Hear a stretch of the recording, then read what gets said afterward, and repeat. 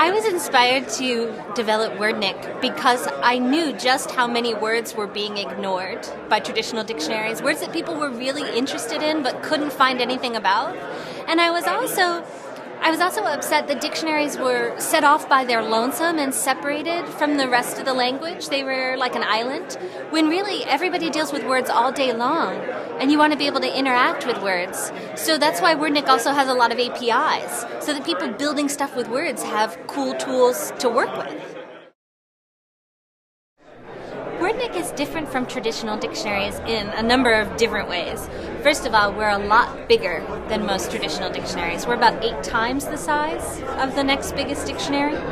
And the reason that we can be 8 times the size is because we're based on data and data mining techniques instead of on guys with pencils doing traditional editorial work. We like a lot of guys with pencils, but it's not something that scales. And we're also different from traditional dictionaries in that we put the emphasis on real use of real English.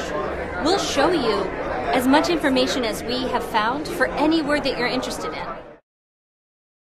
The external resources that Wordnik uses, like the tweets from Twitter and the pictures from Flickr, they help give a full picture of a word, because words don't just exist in text. You know, they exist in conversation, and Twitter is so conversational. They exist as real things. It's so cool to look up something that would traditionally have a really dry, like, scientific definition and see all the glorious pictures on Flickr and tell you that it's a beautiful flower. It doesn't just have a Latin name. It's a thing in the real world.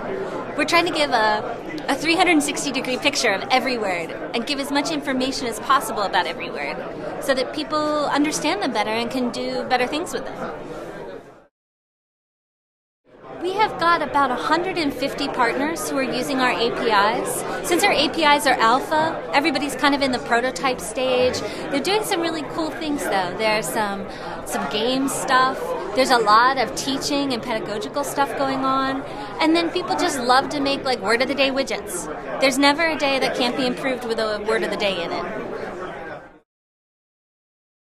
Well, at TOC this year, we are announcing a new standards initiative at the Ignite Talks. The new initiative is called Smart Words, and it's an open standard for both pulling information about words and pushing information about words, so that people who are building software around ebooks, digital readers, people who are publishing ebooks, have an easy, lightweight way to add new functionality and cool stuff to what they're doing. And since we have so much data about words, we wanted to share it. We thought the best way to do that would be to have an open standard that everybody could participate in. Absolutely. Great. Well, thank you very much. You're welcome. Really appreciate Thanks you so taking much. the time.